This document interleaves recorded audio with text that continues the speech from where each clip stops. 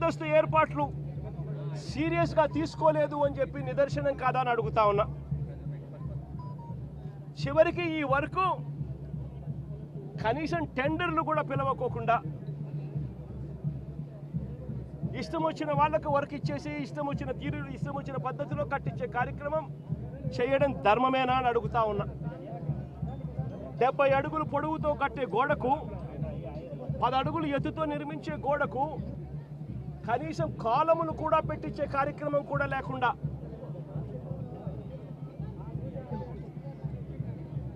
ఇటుకలతో సిమెంట్ బ్లాక్స్తో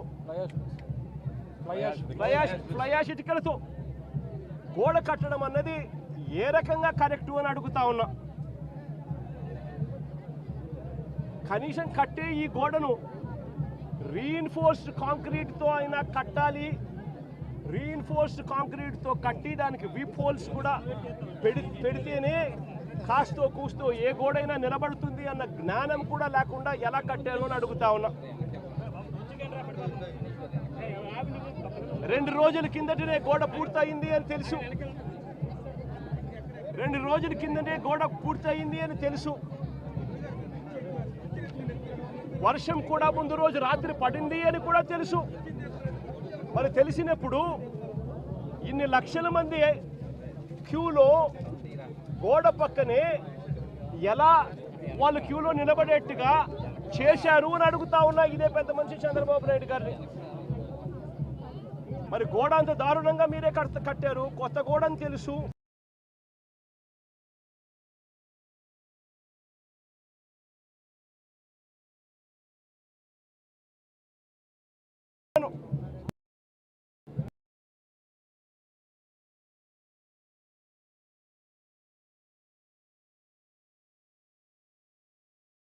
దర్శించుకునే సామాన్యుడు ఏమైపోయినా పర్వాలేదు అని చెప్పి పట్టించుకునే కార్యక్రమం ఎక్కడా కూడా చేయకుండా గాలి కొదిలేసిన పరిస్థితుల్లో ఈరోజు రాష్ట్రం నడుస్తూ ఉంది.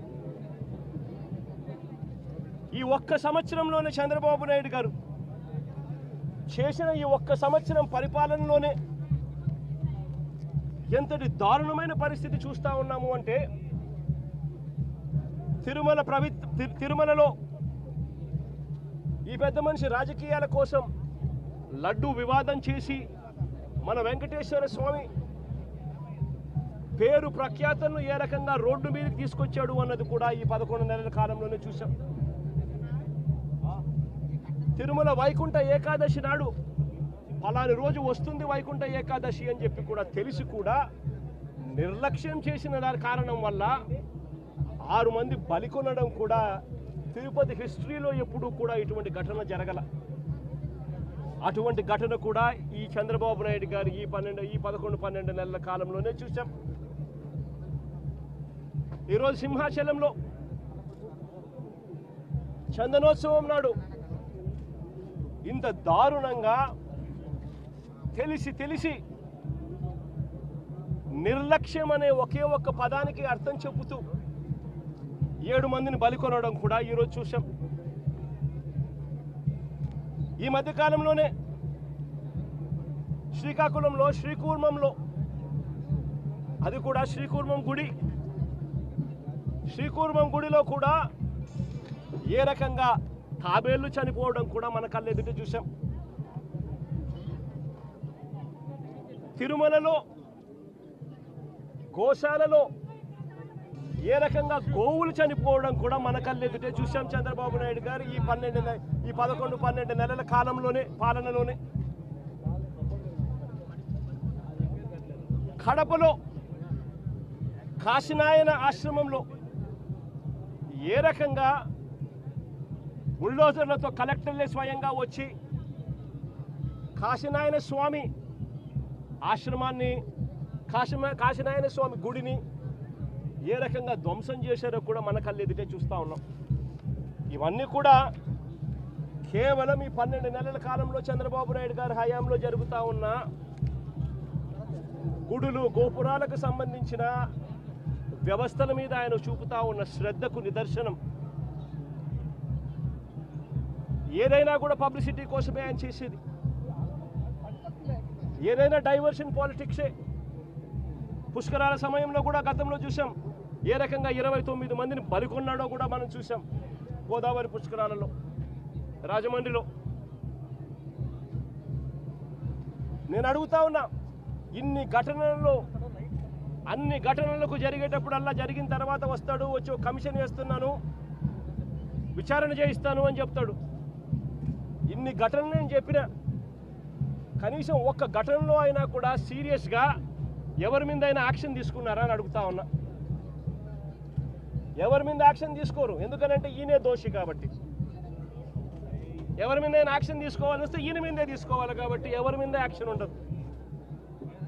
తిరుపతిలో మొన్న చూసాం, జనవరి 8వ తారీఖున వైకుంఠ ఏకాదశి నాడు జరిగిన ఘటనలో 6 మంది చనిపోతే ఈయన తీసుకున్న యాక్షన్ ఏమిటి? ఎస్పీని అక్కడి నుంచి ట్రాన్స్ఫర్ చేశాడు. అది ట్రాన్స్ఫర్ చేసేది ఏంది? చెత్త పొజిషన్లోకి ఏమన్నా ఇచ్చినాడంటే అది కాదు. అదే తిరుపతిలోనే టాస్క్ ఫోర్స్కు ఇంకా బెటర్ పొజిషన్కు తీసుకొని పోయి ఆఫీసర్గా బెటర్ పొజిషన్కి తీసుకొని పోయి ఆయనకి ఇచ్చినాడు పోస్టింగ్. ఇప్పుడు చంద్రబాబు నాయుడు నడుపుతా ఉన్న అరాచక పాలనలో సిట్ అనేది